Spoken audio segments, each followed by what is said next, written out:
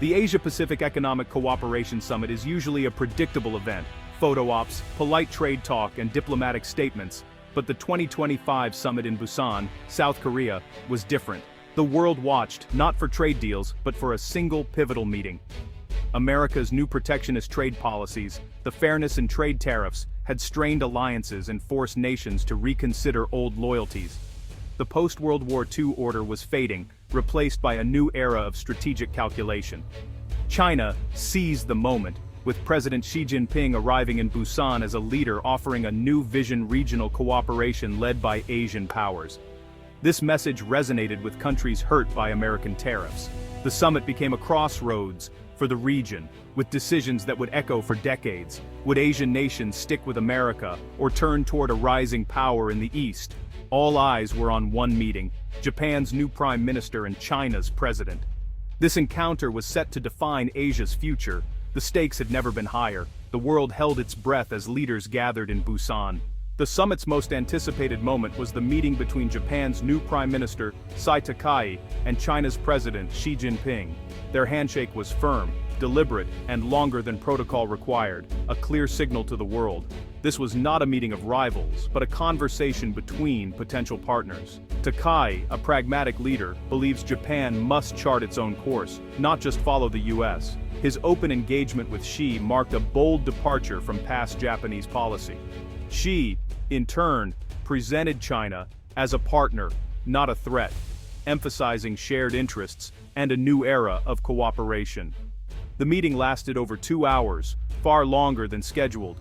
Official statements spoke of constructive dialogue and a shared commitment to regional stability, words that hinted at real change. The handshake was just the beginning. The substance of their discussion would soon send shockwaves through Washington and beyond. The world had just witnessed the start of a potential realignment in Asia.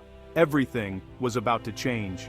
The Takai-Xi meeting broke a long pattern of mistrust between Japan and China. For decades, their relationship was defined by historical grievances and territorial disputes. Past meetings were tense, focused on managing conflict, not building cooperation. Japan's alliance with the US was once the cornerstone of its security, limiting engagement with Beijing. But China's rise as Japan's top trading partner and America's turn toward protectionism changed the equation.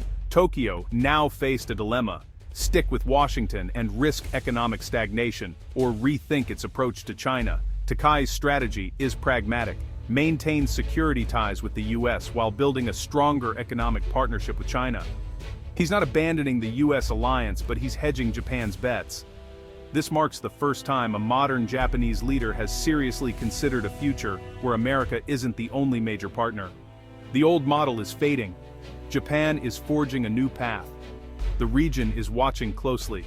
The catalyst for Japan's shift was Washington's Fairness in Trade Act, which imposed steep tariffs on imports, including Japanese goods. Japanese industries, from automakers to electronics, were hit hard, threatening jobs and economic growth. For Tokyo, this wasn't just a trade dispute, so it was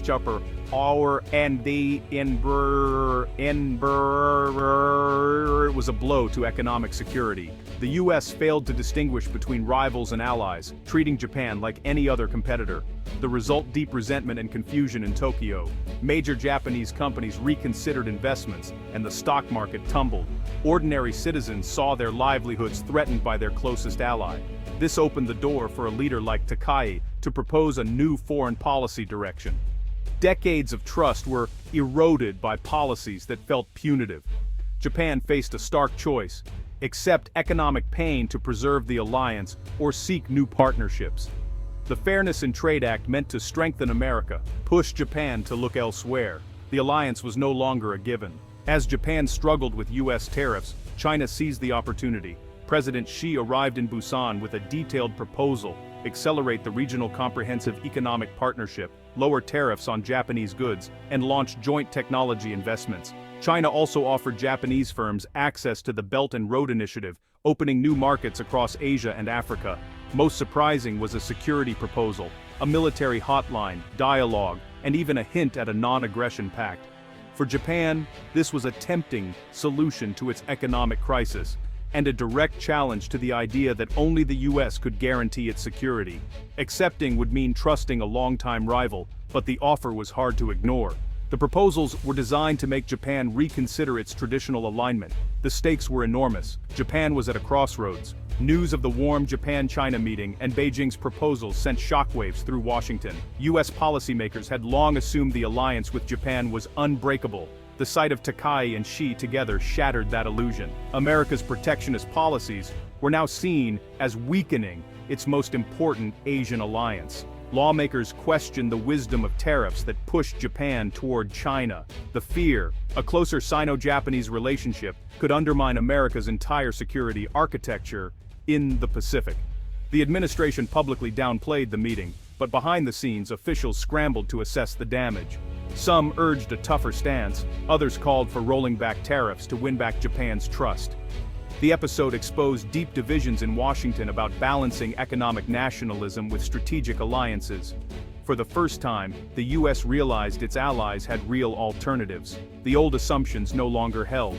In Japan, the summit sparked a national debate. Older generations clung to the U.S. alliance, recalling decades of security and prosperity, but younger Japanese and business leaders supported Takai's pragmatic approach, focused on economic realities. They saw China as an unavoidable force and believed Japan must adapt. Takai's government articulated a new vision: strategic autonomy, maintaining the U.S. alliance but building stronger regional partnerships. Japan could no longer depend on one country for its future. The engagement with China was framed as a way to ensure stability and gain leverage, with the U.S. diplomats reassured Washington, even as trade officials negotiated with Beijing. The military continued joint exercises with the U.S., while opening new channels with China. Takai was betting Japan could be a bridge, not a pawn, between superpowers. It was a high-risk, high-reward strategy. The world watched as Japan redefined its role. Closer Japan-China cooperation could reshape Asia's geopolitical landscape. A new economic bloc, less dependent on the West, could emerge, setting its own rules for trade and investment. Other Asian nations would likely be drawn into this orbit, shifting the center of global economic gravity firmly to Asia.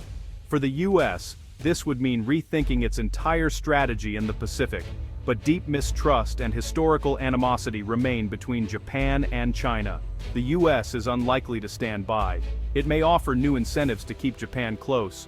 The result could be a competitive courtship, with Japan in a powerful position to play both sides. The old alliances are being tested, and the balance of power is shifting in real time. Whether this leads to stability or new tensions remains to be seen. What's clear: Japan, under new leadership, is shaping its own destiny. The handshake in Busan may be remembered as the moment Asia began to chart its own course.